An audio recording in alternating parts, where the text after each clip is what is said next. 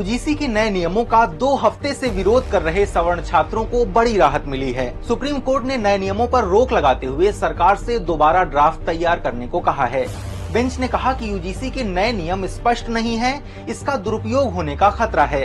इस मामले की अगली सुनवाई अब 19 मार्च को होगी। नमस्ते, मैं हूं आदित्य।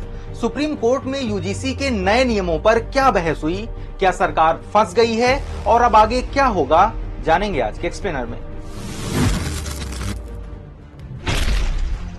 सुप्रीम कोर्ट में यूजीसी के नए नियमों के खिलाफ 3 याचिकाएं दायर की गई थीं। इसकी सुनवाई जस्टिस सूर्यकांत और जस्टिस बागची की बेंच ने की। याचिकाकर्ताओं की तरफ से एडवोकेट विष्णु शंकर जैन और विनीत जिंदल बहस कर रहे थे, जबकि इंदिरा जयसिंह यूजीसी के नए नियमों के बचाव में दलील दे रही थीं। याचिकाकर्ताओं के वकील ने बेंच के सामने 3 प्रमुख मुद्दे उठाए। पहला, यूजीसी के नए नियम अस्पष्ट हैं और इसका दुरुपयोग हो सकता है। दूसरा, अलग से जाति आधारित भेदभाव की परिभाषा देने की क्या जरूरत है। और तीसरा, भेदभाव के नियमों में रैगिंग को शामिल क्यों नहीं किया गया। वकील विष्णु शंकर जैन ने कहा, यूजीसी की जातिगत भेदभाव की परिभाषा में एससी, एसटी और ओबीसी के खिलाफ जाति आधारित भेदभाव शामिल है, लेकिन जनरल कैटेगरी को इसमें शामिल नहीं किया गया है। उन्होंने आगे कहा, यूजीसी के पुराने रेगुलेशन 31E में भेदभाव की परिभाषा दी गई है।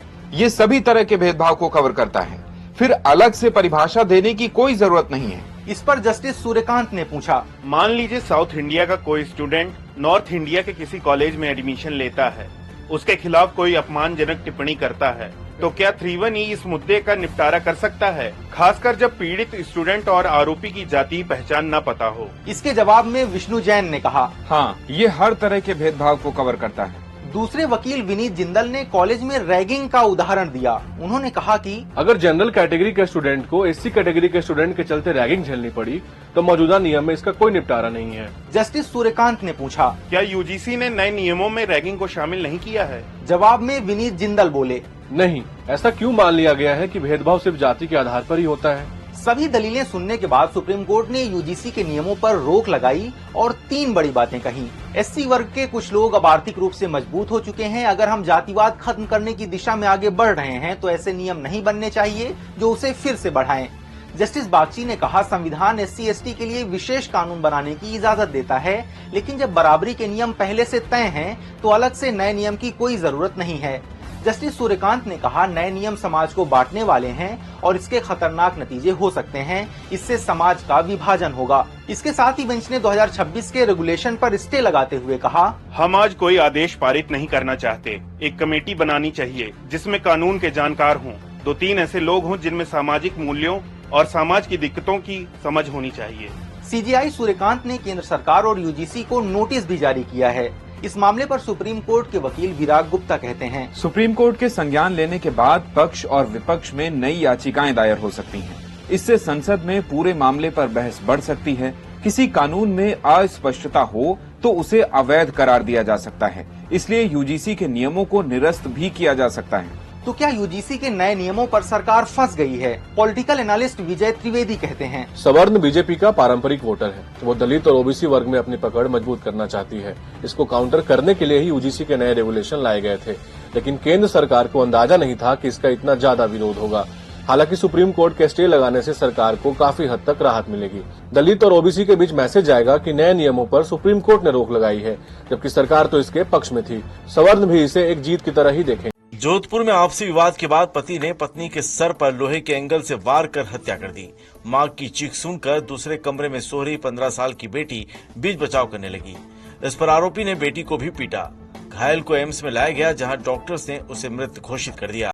सुप्रीम कोर्ट ने यूजीसी के नए नियमों पर अगले आदेश तक रोक लगा दी है। कोर्ट ने देश भर में स्वर्ण वर्ग के विरोध के बीच ये फैसला दिया। आज माननीय सुप्रीम कोर्ट ने जो यूजीसी रेगुलेशंस नए नियम पास किए गए हैं उस पर सुप्रीम कोर्ट ने रोक लगाई है, उसको एबियंस में रखा है और सुप्रीम कोर्ट ने अपनी पावर्स को एक्सरसाइज करते हुए अंडर आर्टिकल 142 जो यूजीसी रेगुलेशंस 2012 हैं उनको इन ऑपरेशन किया, उनको प्रभावी किया। सीजीआई सूर्यकांत और जस्टिस जॉ माल्या की बेंच ने सुनवाई करते हुए कहा, यूजीसी के प्रावधान स्पष्ट नहीं हैं और इनका दुरुपयोग हो सकता है। हमने जाति विहीन समाज की दिशा में कितना कुछ हासिल किया है, क्या अब हम उल्टी दिशा में चल रहे हैं? इसके साथ ही सुप्रीम कोर्ट ने कहा कि हमें जनरल कैटेगरी की शिकायतों से कोई मतलब नहीं है। हमारी चिंता ये है कि आरक्षित समुदाय के लिए निवारण प्रणाली लागू रहनी चाहिए। सुप्रीम कोर्ट ने केंद्र और यूजीसी को नोटिस जारी किए। इसके साथ ही नियमों का ड्राफ्ट फिर से तैयार करने का निर्देश दिया गया। सुप्रीम कोर्ट ने इस मामले में केंद्र सरकार को और सारे पक्षकारों को नोटिस जारी किया है और इस मामले की अगली सुनवाई 19 मार्च को निर्धारित की गई है। चीफ जस्टिस ने SC/ST छात्रों के लिए अलग हॉस्टल प्रस्ताव पर भी टिप्पणी की। उन्होंने कहा कि ऐसा नहीं किया जाना चाहिए। आरक्षित समुदायों में भी समृद्ध लोग हैं। कुछ समुदाय दूसरों से ज्यादा सुविधाओं का लाभ उठा रहे हैं। दरअसल नए नियमों के तहत यूजीसी ने कॉलेजों और यूनिवर्सिटी में SC/ST और OBC छात्रों के खिलाफ जातीय भेदभाव रोकने के लिए निर्देश दिए थे, जिसमें मॉनिटरिंग टीमें बनाने का निर्देश भी शामिल था। स्वर्ण जाति के स्टूडेंट्स का आरोप है कि इससे कॉलेज में अराजकता पैदा।